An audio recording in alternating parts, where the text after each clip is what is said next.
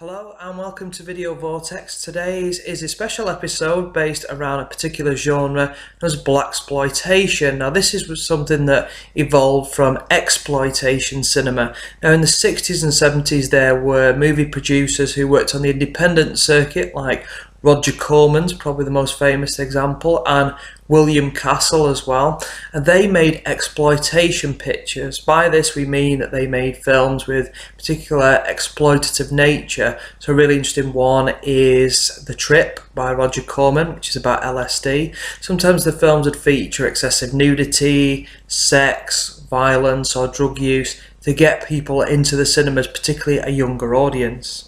Now there was a particular part of the audience that felt like they were being ignored, and that was the black communities in America, and this is where Blaxploitation came from.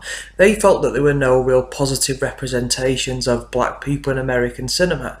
Well, there are one or two interesting ones. Sidney Poitier's roles in films like Guess Who's Coming to Dinner and fantastic turn in a great movie called In the Heat of the Night being some highlights. However, they felt that this could be incorporated more into everyday, rich, gritty urban dramas. One filmmaker, Melvin Van Peebles, made one of the first blaxploitation films in 1971 called Sweet Sweetback's Badass Song. So famous they named a Simpsons episode after it. Now what's interesting about the film is it has a strong black male lead, which is pretty common practice amongst the early blaxploitation films, but now we look at them in retrospect and argue that they very much are based on black stereotypes, particularly the way they are represented as being highly sexualized. The men, there's often jokes about them having large penises based on cultural stereotypes that we have in the Western world. Another criticism of blaxploitation films, and it's interesting to those of you interested in sociology, is the way that masculinity is portrayed. Now you've got to remember that the dominant representation of men in Western cinema were white heterosexual men, the kind of Robert Redfords, Dustin Hoffmans, Steve McQueen, etc. Okay, and it's often argued by a theorist called R.W. Connell, who's well worth a read, that in terms of masculinity there is a dominant, what we call a hegemonic masculinity, and all sorts of different other masculinities. So there might be black masculinity or homosexual masculinity. And something you see was quite interested in blaxploitation is, in a way, black masculinity is trying to climb up, okay, for a better representation. Now that's a terrific thing, that's great. But the problem is the way that it does that in a lot of the films is it rebels and kind of prejudices other masculinities as well. So unfortunately in quite a few of these films you do see a lot of homophobia as well. So that's kind of like, you know, trying to work its way past homosexual masculinity, and that's a key criticism of these films. Now, because these films are politically incorrect to us today, I don't think that means we should hide them in a cupboard and not talk about them.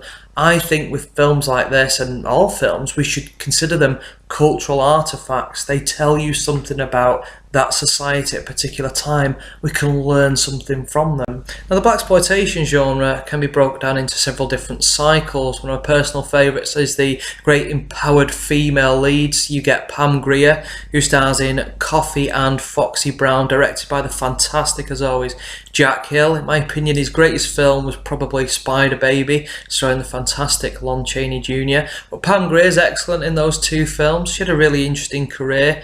After that, she actually went on to be in Quentin Tarantino's homage to kind of exploitation films in the 70s, Jackie Brown, and picked up a Best Supporting Actress Oscar nomination for her troubles in that movie. There's also kind of loose remakes of the Universal classic monster movies. So there is Blackenstein, Dr. Black and Mr. Hyde, starring Bernie Casey. You might be familiar with Bernie Casey if you like the James Bond films. He appears as Felix Leiter in the unofficial movie with Sean Connery, Never Say Never Again. And I can see that one, it looks amazing. My personal favourite of these is Blackula. And what's interesting about these films is this is when producers like Roger Corman started to get involved and the blaxploitation genre starts to become a bit more commercialised. So I think Corman produced a sequel, Scream Blackula Scream, which had a lot more money behind it. I know that Martin Scorsese, when he made one of his earlier films, Mean Streets, he was offered more money by Roger Corman to make it as a kind of black gangster movie rather than Italian gangster movie, because blaxploitation pictures were getting incredibly popular at the time. and you see that mainstream studios like Warner Brothers, Universal start to make quite mainstream and watered down blaxploitation films. One of the most noticeable ones is probably Shaft, starring Richard Roundtree, which was remade with, I think, Samuel L. Jackson in the 2000s.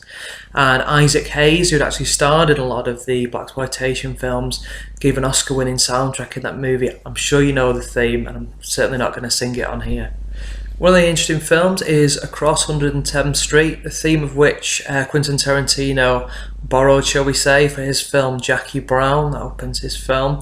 It's an interesting platform for a fantastic actor called Yaphet Kotto. Now, what's interesting about this role is that it got him a part in the next James Bond film in 1973, Live and Let Die, which is Roger Moore's first film as James Bond. Now, what's interesting about this film is it's very much riffing off the blaxploitation popularity at the time in America, and it's no surprise it was one of the most successful James Bond films in America. The writer Tom Mankiewicz was particularly interested in the racial undertones of the novel written by Ian Fleming in the kind of 50s and 60s, and the character of Mr. Big, and felt that these were themes that were particularly prevalent in America at that time. A lot of the supporting cast and actors like Yaphet Kotto actually got famous through appearing in blaxploitation films, so they were kind of adequate platforms for them to go into the kind of next level of cinema A features, if you will. It's kind of weird looking back at the film now, so you see it on mainstream TV and the kind of all the racial slurs that are in there, but that was the kind of way people talked in the 1970s, and I find it's kind of hypocritical in a way that people often shy away from blaxploitation cinema, but they really like a James Bond movie, so they'll kind of tolerate some of this language in a way. So if you're really interested in exploring blaxploitation cinema, there are things that perhaps you might not like to hear, there are things that you might not like to see, but it's well worth exploring for those of you that are into kind of cultural studies and things. There was, of course, a parody a couple of years ago called Black Dynamite. I've not had a chance to see that, but I'm a bit hit and miss with parodies in a way. I think they kind of dilute the original material. With a lot of directors that pay homage, such as Quentin Tarantino, I don't enjoy the films as well made as they are, because I feel like they're just borrowing too much from original sources. And after all, film is a kind of nebulous art form. It's constantly picking up camera tricks and movements from the previous generation, and themes and concepts and music very much in a postmodern age. But I'm just not a big fan of the kind of stuff they do. If you're interested in the more kind of comedic side of blaxploitation, there are the films starring Rudy Ray Moore. There's Dolomite, The Human Tornado, Disco Godfather's one. I think there might be one other as well, but I've not seen that one. And he was a stand-up comedian in America, very much in the kind of vein of Richard Pryor. I'm a big Richard Pryor fan.